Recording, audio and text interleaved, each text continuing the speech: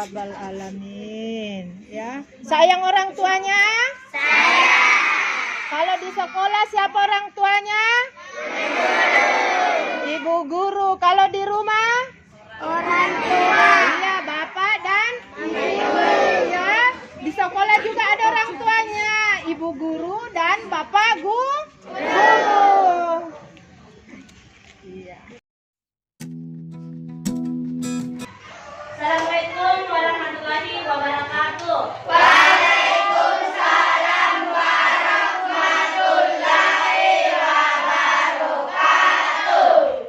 Selamat pagi. Selamat pagi.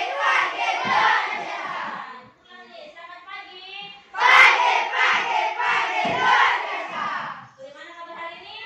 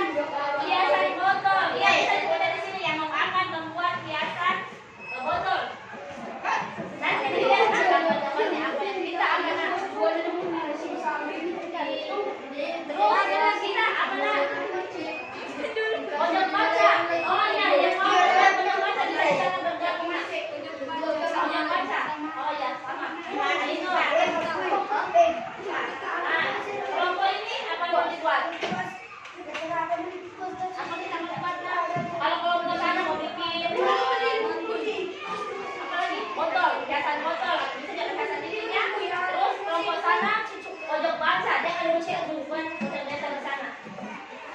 Apa kita yang ada di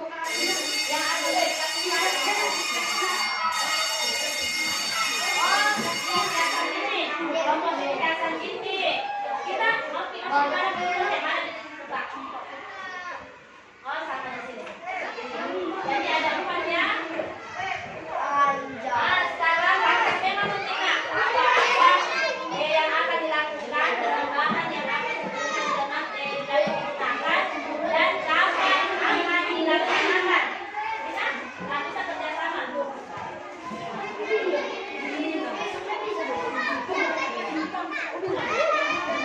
Bisa. Makanya kan dulu apa bahannya kita dari satu kelompok.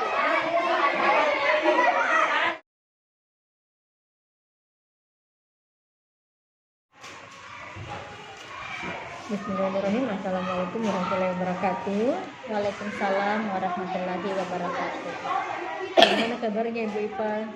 Alhamdulillah kabar baik Bu dan alhamdulillah sehat walafiat. Alhamdulillah ya. Kemudian apa saja proses sudah berjalan sampai bulan ini?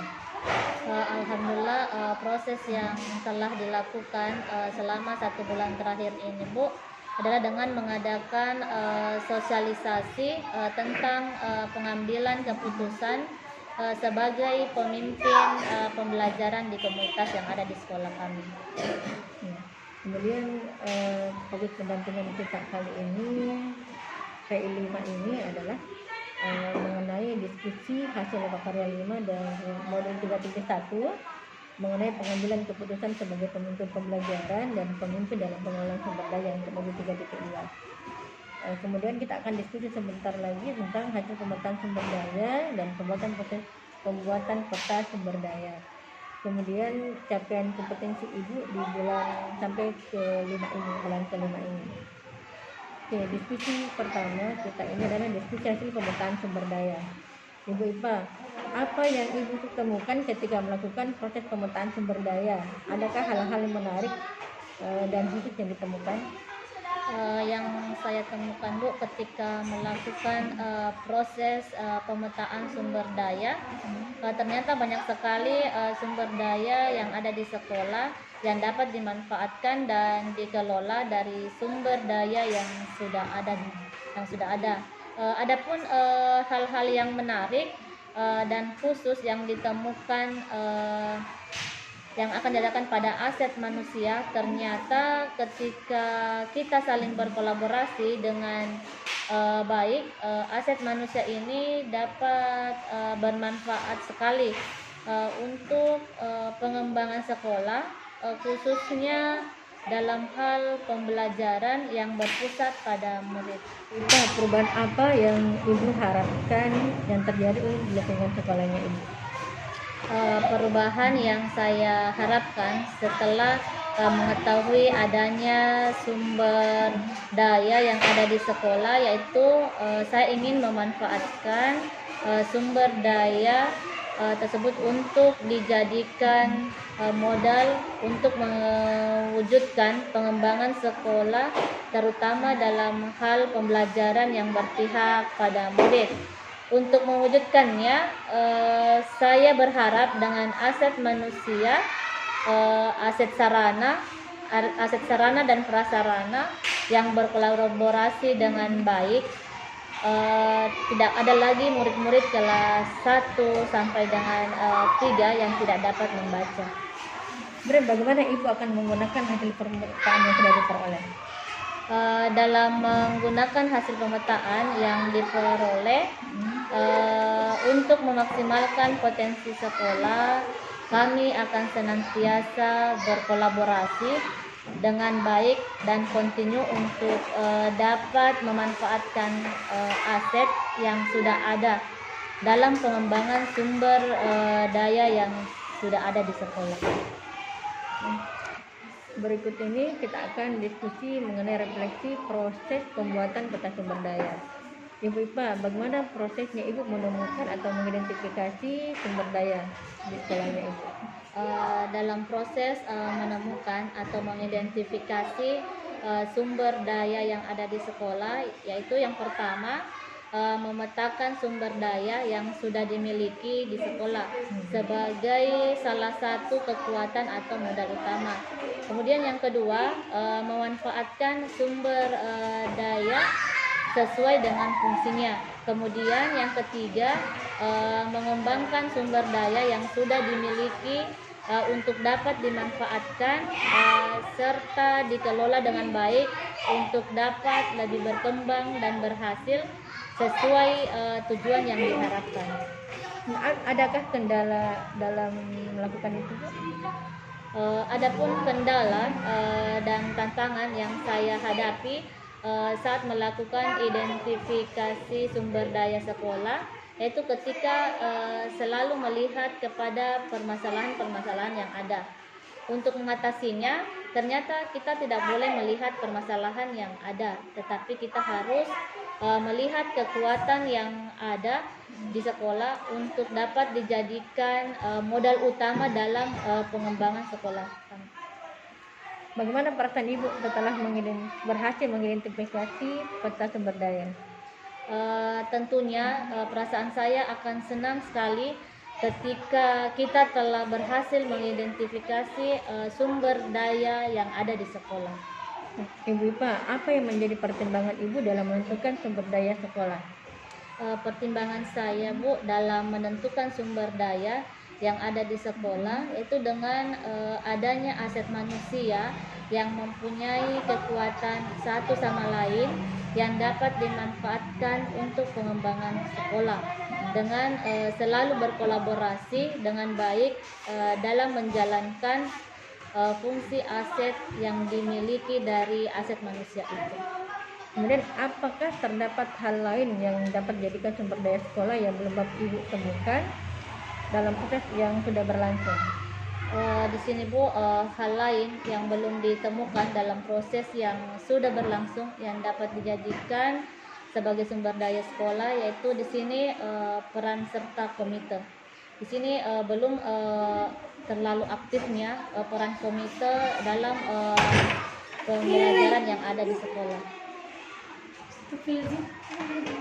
Berikutnya ini kita akan diskusi mengenai refleksi proses pengambilan keputusan. Ibu Ipa, berdasarkan hasil pemetaan yang Ibu sudah lakukan, bagaimana hal tersebut mempengaruhi proses pengambilan keputusan yang Ibu lakukan? Berdasarkan hasil pemetaan aset manusia yang dijadikan sumber utama telah berhasil mempengaruhi proses pengambilan keputusan, terutama dalam pengambilan keputusan sebagai pemimpin pembelajaran, di mana dengan harus menggunakan 3 prinsip, 4 paradigma dan 9 langkah pengambilan dan pengujian keputusan. Ibu Ipa, apa hal yang menurut Ibu masih perlu dikembangkan atau perlu dievaluasi? Menurut saya, Bu, yang masih perlu dikembangkan atau yang perlu dievaluasi adalah harus adanya laporan hasil dan tindak lanjut yang dicapai dari setiap pengambilan keputusan. Apa hal yang menurut Ibu mendukung keberhasilan dari keputusan yang Ibu ambil? Menurut saya, hal yang mendukung keberhasilan dari keputusan yang diambil adalah ketika sebuah keputusan itu sudah dapat dilihat hasilnya dan dapat dipertanggungjawabkan serta dilaksanakan secara konsisten untuk perubahan yang lebih baik lagi. Begitu, Bu, ya. Kemudian adakah pengalaman yang terjadi baik dalam waktu dekat ataupun sebelum mengikuti pendidikan guru penggerak yang mencerminkan dilema etika baik itu terkait murid maupun rekan sejawat Ibu? Ya, Bu, di sini yang ada terjadi di sekolah, beberapa siswa yang mendapat bantuan PIP harus terlebih dahulu menyelesaikan vaksin pertama dan kedua, sehingga orang tua siswa yang tadinya anaknya menunda untuk divaksin akhirnya mau divaksin karena ingin mendapatkan PIP supaya dapat dicairkan dananya. Orang tua tidak keberatan divaksin anaknya berarti, Ibu, ya? Dulu itu Bu keberatan, tapi alhamdulillah dengan adanya sosialisasi juga dari Dinas Kesehatan, alhamdulillah sudah melewati dari 50%.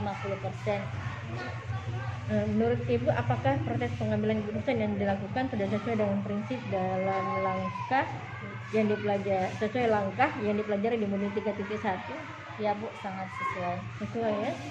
Kemudian apa hal yang menurut Ibu masih perlu dikembangkan atau perlu dievaluasi dari proses pengambilan keputusan tersebut?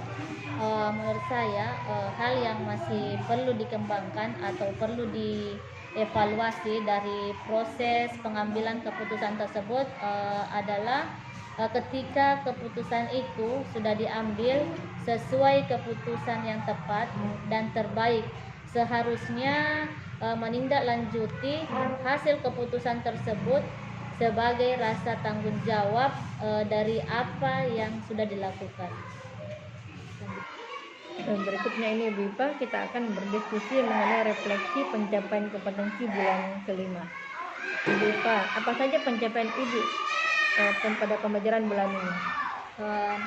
Pencapaian pembelajaran selama bulan ini, saya sudah memahami bagaimana membuat sebuah keputusan sebagai pemimpin pembelajaran yang menggunakan 3 prinsip, 4 paradigma, dan 9 langkah pengambilan dan pengujian keputusan, serta belajar bagaimana memetakan sebuah kekuatan aset yang ada di sekolah untuk dapat dimanfaatkan serta dapat dikembangkan.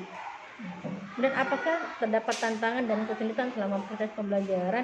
Bagaimana Ibu menanggapi tantangan kesulitan tersebut? Setiap proses pembelajaran tentu kita akan selalu berhadapan dengan kesulitan, di mana kesulitan yang saya hadapi itu yang akan menjadi sebuah tantangan untuk mendapatkan penyelesaiannya. Tetapi selagi kita selalu berkomitmen dengan apa yang akan kita lakukan untuk mendapatkan hasil yang lebih baik, tentunya kesulitan-kesulitan itu akan dapat kita lalui. Dan yang paling penting adalah selalu berkolaborasi dengan baik stakeholder yang ada di sekolah. Bagaimana Ibu akan menggunakan pencapaian tersebut untuk proses pembelajaran selanjutnya? Untuk menggunakan pencapaian dari proses pembelajaran, saya akan selalu berkomitmen dengan apa yang telah diprogramkan, sehingga program tersebut bisa berjalan dengan baik dan berkelanjutan, dan terus berusaha untuk selalu melihat kekuatan yang ada pada aset di sekolah untuk dapat dimanfaatkan dan dikembangkan dalam proses pembelajaran yang berpihak pada siswa. Ibu Ipa, berdasarkan dari diskusi kita hari ini, saya mau apresiasi dulu Ibu Ipa mengenai saya datang ke sini sementara ada program sekolah yang sedang berjalan.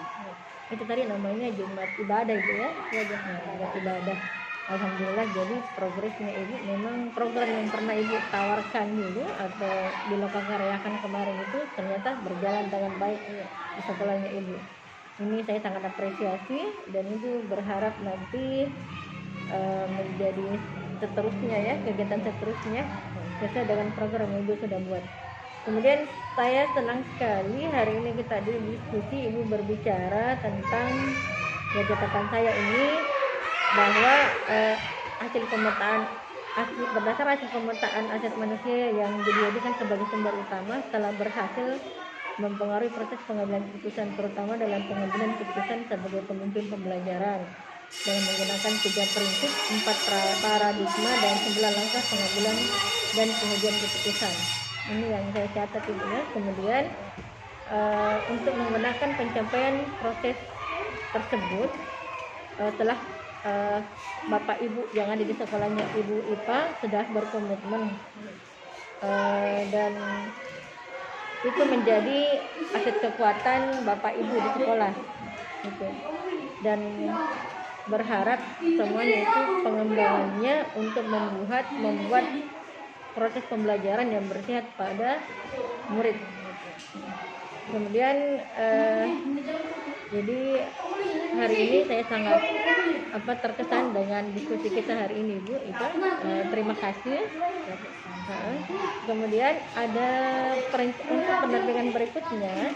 Pendampingan itu berikutnya ini seperti biasanya kita akan berfokus pada refleksi penerapan rencana program yang dibuat di Karya 6. Nanti pendampingan berikutnya ini ada katanya dalam Karya 6, utamanya penerapan rencana program yang dibuat di Karya 6 nanti. Kemudian diskusi progres program sekolah yang berdampak pada murid. Apalagi tadi sudah saya lihat program itu sedang berjalan, termasuk Jumat Ibadah. Kemudian nanti kita akan diskusi juga tantangan dan solusi yang ibu hadapi dalam melaksanakan program sekolah tersebut. Tapi ini alhamdulillah ya, pokoknya program sekolah itu sudah berjalan dengan sempurna tadi. Bagi saya itu sudah hal yang wah. Kemudian rencana pendampingan berikutnya itu nanti saya akan tetap mengecek tugas aksi nyata ibu di modul 3. Modul 3.1 dan 3.2 sudah selesai, alhamdulillah. Nanti tolong dikirim ke drive saya juga ibu. Sekalian di LMS kita ibu mengirim di drive saya juga. Kemudian sebentar post test ya. Oh iya Bu, Ya, iya. semoga sukses ibu post testnya. Semoga nilainya lebih bagus dibanding pretest sebelumnya. Amin, amin. Oke, terima kasih diskusi kita hari ini. Wassalamualaikum warahmatullahi wabarakatuh. Waalaikumsalam warahmatullahi wabarakatuh.